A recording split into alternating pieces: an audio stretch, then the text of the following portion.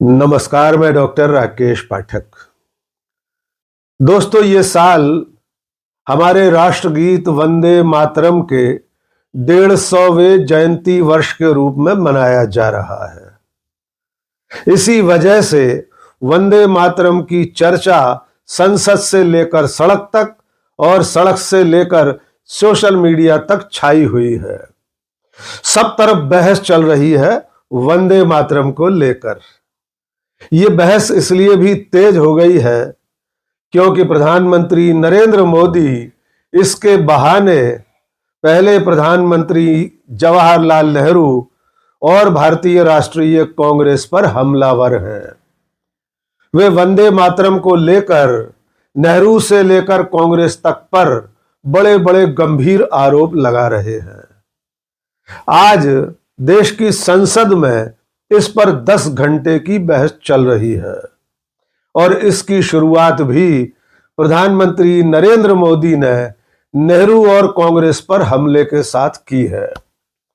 उनके भाषण से ये बहस एक बार फिर चल पड़ी है कि आखिर वंदे मातरम को राष्ट्रगीत बनाते समय इसके शुरुआती 2 पद ही क्यों स्वीकार किए गए थे। प्रधानमंत्री नरेंद्र मोदी और भारतीय जनता पार्टी के तमाम आरोपों का इस वीडियो में सिलसिलेवार जवाब दिया जाएगा। यद्यपि हम 8 नवंबर को जब इस 150वें जयंती वर्ष की शुरुआत हुई थी तब अपने वीडियो में विस्तार से वंदे मातरम के बारे में बता चुके हैं, लेकिन अब जबकि संसद के पटल पर सदन में खड़े होकर प्रधानमंत्री नरेंद्र मोदी ने गंभीर आरोप लगाए हैं तो उनके जवाब एक बार फिर दिए जाना जरूरी है।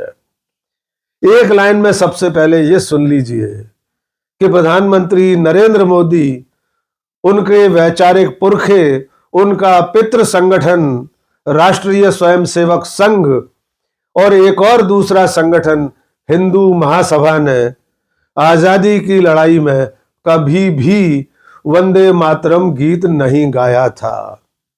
कभी भूले से भी संघ और हिंदू महासभा के नेताओं ने, स्वयंसेवकों ने, कार्यकर्ताओं ने वंदे मातरम नारा नहीं लगाया था। और अब सबसे पहले सुन लीजिए नरेंद्र मोदी का सदन में दिया गया भाषण। मोहम्मद अली जिन्ना ने लखनऊ से 15 अक्टूबर 1937 को वंदे मातरम के विरुद्ध का नारा बुलंद किया। फिर कांग्रेस के तत्कालीन अध्यक्ष जवाहरलाल नेहरू को अपना सिंहासन डोलता दिखा। बजाय कि नेहरू जी मुस्लिम लीग के आधारहीन बयानों को तगड़ा जवाब देते, करारा जवाब देते, मुस्लिम लीग के बयानों की निंदा करते और वंदे मातरम के प्रति खुद की भी और कांग्रेस पार्टी की भी निष्ठा को प्रकट करते, लेकिन उल्टा हुआ। वो ऐसा क्यों कर रहे वो तो पूछा ही नहीं, न जाना, लेकिन उन्होंने वंदे मातरम की ही पड़ताल शुरू कर दी। जिन्ना के विरोध के 5 दिन बाद ही 20 अक्टूबर को नेहरू जी ने नेताजी सुभाष बाबू को चिट्ठी लिखी। उस चिट्ठी में जिन्ना की भावना से नेहरू जी अपनी सहमति जताते हुए कि वंदे मातरम की, ये जो उन्होंने सुभाष बाबू को लिखा है, वंदे मातरम की आनंद मठ वाली पृष्ठभूमि मुसलमानों को इरिटेट कर सकती है। मैं नेहरू जी का कोट पढ़ता हूं। नेहरू जी कहते हैं, मैंने वंदे मातरम गीत का बैकग्राउंड पढ़ा है। नेहरू जी फिर लिखते हैं, मुझे लगता है कि ये जो बैकग्राउंड है इससे मुस्लिम भड़केंगे। साथियों, इसके बाद कांग्रेस की तरफ से बयान आया कि 26 अक्टूबर से कांग्रेस कार्य समिति की एक बैठक कोलकाता में होगी, जिसमें वंदे मातरम के उपयोग की समीक्षा की जाएगी। वंदे मातरम के टुकड़े करने के फैसले में, वंदे मातरम के टुकड़े कर दिए, उस फैसले के पीछे नकाब ये पहना गया, चोला ये पहना गया कि ये तो सामाजिक सद्भाव का काम है। लेकिन इतिहास इस बात का गवाह है कि कांग्रेस ने मुस्लिम लीग के सामने घुटने टेक दिए और मुस्लिम लीग के दबाव में किया। नरेंद्र मोदी जैसा कि हमेशा जवाहरलाल नेहरू पर आरोप लगाते रहे हैं, वैसे ही आरोप उन्होंने इस बार भी सदन में दोहराए हैं।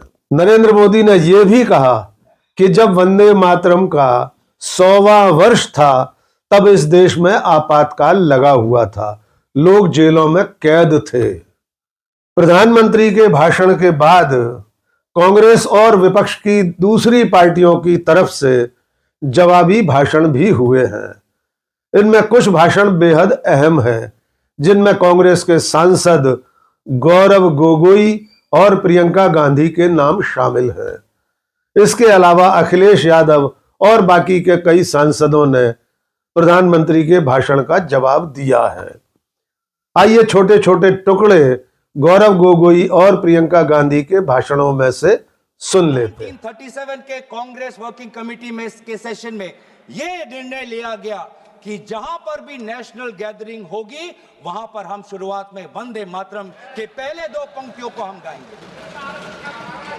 इस सिद्धांत को मुस्लिम लीग ने बहुत बड़ी इसकी आलोचना की, बहुत बड़ी आलोचना की, और आलोचना हिंदू महासभा ने भी की। ये कभी कभी हिंदू महासभा और मुस्लिम लीग के जो राजनीतिक उद्देश्य है वो एक हो जाते हैं। हिंदू महासभा और मुस्लिम लीगों ने दोनों वंदे मातरम को एक विशेष राजनीतिक रूप से देखा, और मुस्लिम लीग और हिंदू महासभा ने दोनों ने कांग्रेस पार्टी की आलोचना की।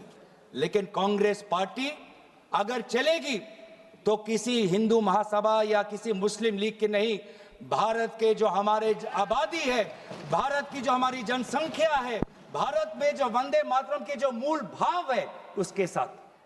गौरव गोगोई ने बता दिया कि वंदे मातरम के साथ कांग्रेस का क्या रिश्ता रहा है और हिंदू महासभा, मुस्लिम लीग जैसी पार्टियां आजादी के संघर्ष के दिनों में वंदे मातरम के किस तरह विरोध में थीं। इसके बाद नंबर आया प्रियंका गांधी का। प्रियंका गांधी ने कहा कि प्रधानमंत्री नरेंद्र मोदी वंदे मातरम की बात करते समय ये बताना भूल गए कि इसे राष्ट्रगीत बनाने का काम भारतीय राष्ट्रीय कांग्रेस ने किया था। आइए सुनिए प्रियंका गांधी ने क्या कहा। कि जो सालगिरह पे आपने एक बड़ा कार्यक्रम आयोजित किया था, उसमें प्रधानमंत्री जी ने भाषण दिया। उसमें उन्होंने कहा कि 1896 में पहली बार गुरुदेव रविंद्रनाथ टैगोर ने ये गीत एक अधिवेशन में गाया। उन्होंने ये नहीं बताया कि क्या कौन सा अधिवेशन था। महासभा, हिंदू महासभा का अधिवेशन था, आरएसएस का अधिवेशन था। किस बात से कतरा रहे थे कि ये कांग्रेस का अधिवेशन था। इसकी वजह क्या है? हम आज यहाँ ये बहस क्यों कर रहे हैं? हमारा राष्ट्रगीत है, इस पर क्या बहस हो सकती है? हम ये बहस यहाँ आज 2 वजहों से कर रहे हैं। पहला कि बंगाल का चुनाव आ रहा है, हमारे प्रधानमंत्री अपनी भूमिका निभाना चाहते हैं उसमें। और दूसरी वजह ये है, ये मकसद है, पुरानी मकसद इनकी, अध्यक्ष महोदय, कि जिन्होंने स्वतंत्रता की लड़ाई लड़ी, जिन्होंने देश के लिए बड़ी बड़ी कुर्बानियां दी, उन पर सरकार नए आरोप लादने का मौका चाहती है। देश का ध्यान फिर से जनता के ज्वलंत मुद्दों से भटकाना चाहती है। यही एक मकसद है आपका मकसद है कि हम फिर से उसी अतीत में मंडराते रहें, उसी की तरफ हम देखते रहें जो हो चुका है, जो बीत चुका है, क्योंकि ये सरकार वर्तमान और भविष्य की ओर देखना ही नहीं चाहती। वैसे तो प्रधानमंत्री नरेंद्र मोदी के आरोपों का हर तरफ से जवाब लगातार मिल रहा है, लेकिन हम भी आपको कुछ चीजें याद दिला देते हैं। प्रधानमंत्री नरेंद्र मोदी ने आरोप लगाया है कि वंदे मातरम के उस लंबे गीत के सिर्फ शुरुआती 2 स्टैंजा राष्ट्रगीत के रूप में मान्य किए गए और इसके पीछे मुस्लिम लीग का दबाव था। वे अपने भाषण में पंडित जवाहरलाल नेहरू को दोष दे रहे थे, लेकिन प्रधानमंत्री ये भूल गए या उन्हें उनके कार्यालय ने ये नहीं बताया कि इस गीत के शुरुआती 2 पदों को स्वीकार करने के पीछे अकेले पंडित जवाहरलाल नेहरू की नियत या मंशा नहीं थी। लेकिन वे भूल गए कि जिस कमेटी ने इस गीत के शुरुआती 2 पद मंजूर किए, उस कमेटी में गुरुदेव रविन्द्रनाथ टैगोर थे, डॉक्टर राजेंद्र प्रसाद, आचार्य नरेंद्र देव, नेताजी सुभाष चंद्र बोस और मौलाना आजाद जैसे लोग भी शामिल थे। यानी इसका दोष सिर्फ नेहरू पर नहीं मढ़ा जा सकता। अब दूसरी बात करते हैं। जिस मुस्लिम लीग के सामने कांग्रेस के घुटने टेकने की बात नरेंद्र मोदी कर रहे हैं, उस मुस्लिम लीग के साथ तो नरेंद्र मोदी के पितृ संगठन और उनके बेहद करीबी हिंदू महासभा के लोग सरकारों में शामिल रहे थे।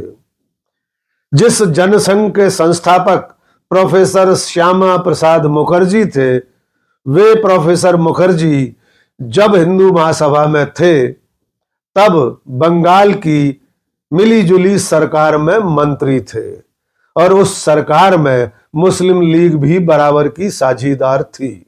यहां एक बात और याद दिला देते हैं कि जब 1935 के बाद अंग्रेज सरकार ने भारत सरकार अधिनियम के अंतर्गत स्थानीय सरकारों का रास्ता खोला, तब देश के 10 प्रोविंसेस में यानी 10 सूबों में चुनाव हुए। उन चुनावों में 9 प्रांतों में कांग्रेस की सरकारें बनी। 3 प्रांत ऐसे थे जहां कांग्रेस को बहुमत नहीं मिला, जिसमें पहला था बंगाल, दूसरा सिंध और तीसरा नॉर्थ वेस्ट फ्रंटियर प्रोविंस। और इन तीनों ही जगह हिंदू महासभा मुस्लिम लीग के साथ सरकारों में शामिल थी।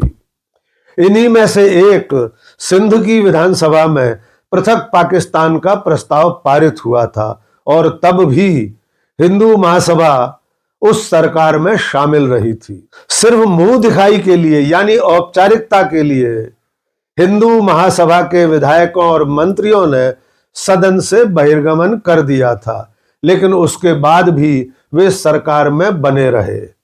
तो जिस मुस्लिम लीग के सामने कांग्रेस के घुटने टेकने की बात नरेंद्र मोदी कर रहे हैं, उसी मुस्लिम लीग के साथ 1935, 36, 37 के बाद भी हिंदू महासभा सरकारों में शामिल रही थी।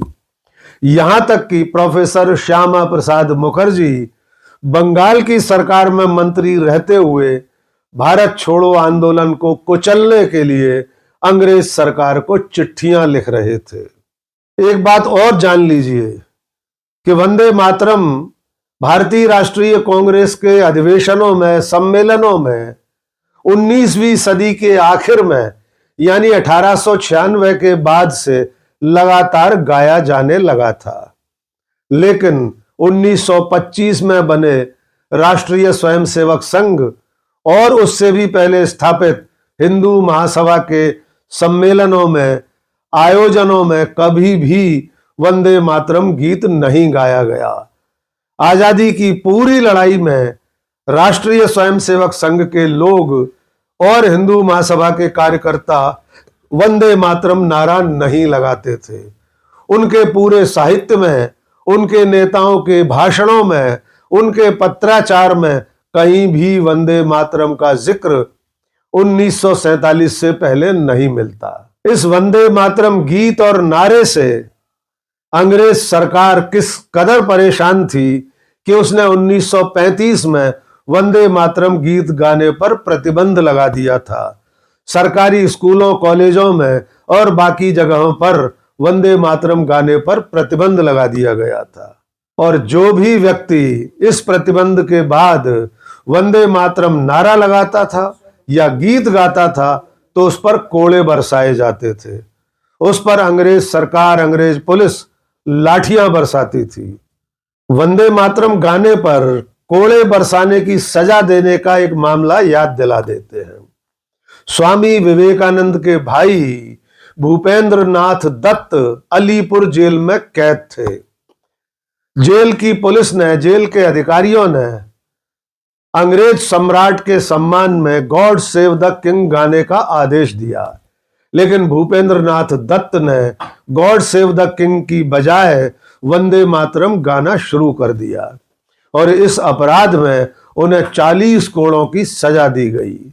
उनकी पीठ पर अंग्रेज पुलिस कोड़े बरसाती रही, लेकिन वे लगातार वंदे मातरम गाते रहे। हो सकता है अंग्रेजों के डंडे और कोड़ों के डर से राष्ट्रीय स्वयंसेवक संघ के स्वयंसेवक, हिंदू महासभा के कार्यकर्ता, उनके नेता वंदे मातरम से दूरी रखते हो और वही लोग उनके वैचारिक उत्तराधिकारी भारतीय जनता पार्टी के नेता और देश के प्रधानमंत्री नरेंद्र मोदी वंदे मातरम के नाम पर कांग्रेस और नेहरू जैसे नेताओं को कोस रहे हैं, जबकि हकीकत यह है कि देश के स्वतंत्रता संग्राम में राष्ट्रीय स्वयंसेवक संघ का न केवल कोई योगदान नहीं था, बल्कि पूरी आजादी की लड़ाई में उसने कभी भी वंदे मातरम गीत नहीं गाया।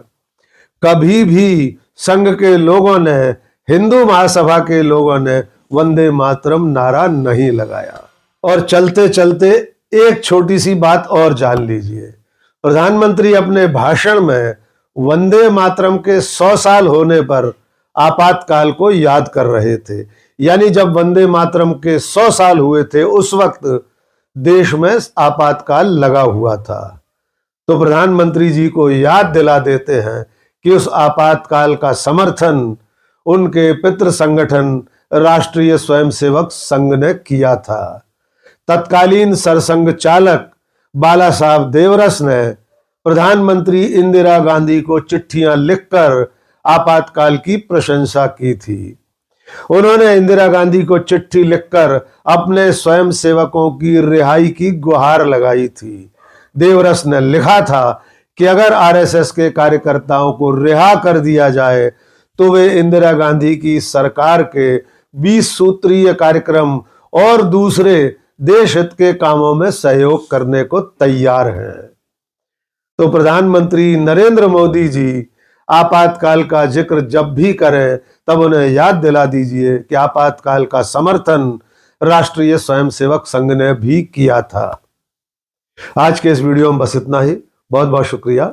जय हिंद।